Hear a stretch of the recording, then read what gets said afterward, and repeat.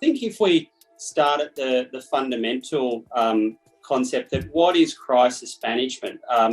really it's looking at the strategies designed to help a business deal with a sudden and significant negative event.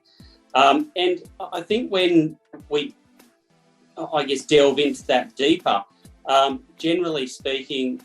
some form of crisis management strategy would have three distinct phases. That would be the pre-crisis phase, there'd be the response to the crisis itself, and there'd be the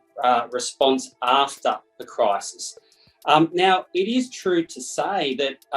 a lot of bigger organisations and indeed government departments like the SES and Rural Fire Service, they have these extensive crisis management plans in place where they spend a lot of time in those three distinct phases looking at what and how they'll respond. I think that the challenge that is before us and has been with us now since March 2020 has been that for a lot of family businesses that we,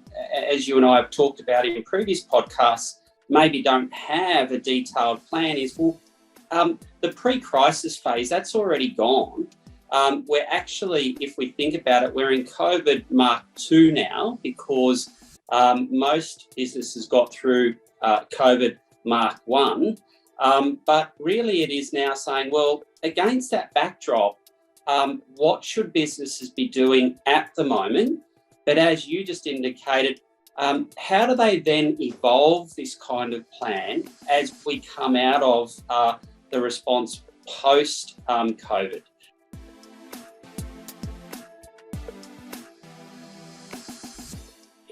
As I quite often remark to business owners, sometimes for a period of time we've got to be comfortable being uncomfortable. And certainly there's no better experience than what everybody is going through now in that concept itself. But certainly you're right that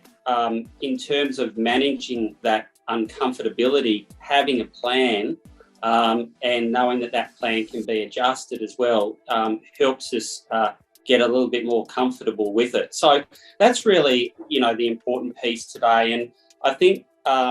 why this is so important is that COVID, even the first round and the second round, it's been your classic black swan event.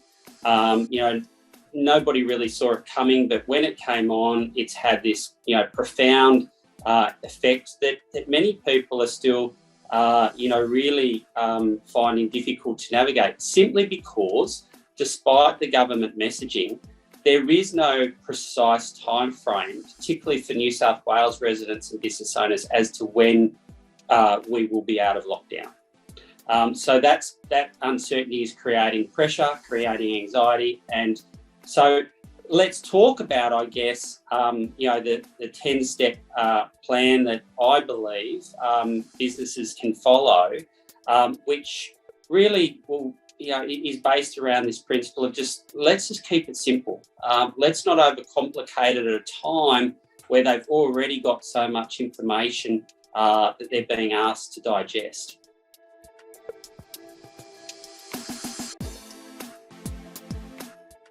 And I guess that's the other point, is that for businesses that are not only looking at this 10-step process, that are maybe sort of looking at how they get through this next few months, it's actually using this plan as an evolution piece as well to say, well, when there is that strong economic rebound, what are the things that I need to be doing or thinking about implementing now, so that if I get a strong surge in demand for my goods or services, that I can actually cope with that as well. At the moment, as I said, one of the critical steps here, being honest with yourself, being that starting point, is actually sort of recognising that you can at times become quite inward looking about the business, and you really then need to sort of say, well, if that's where I'm at, that's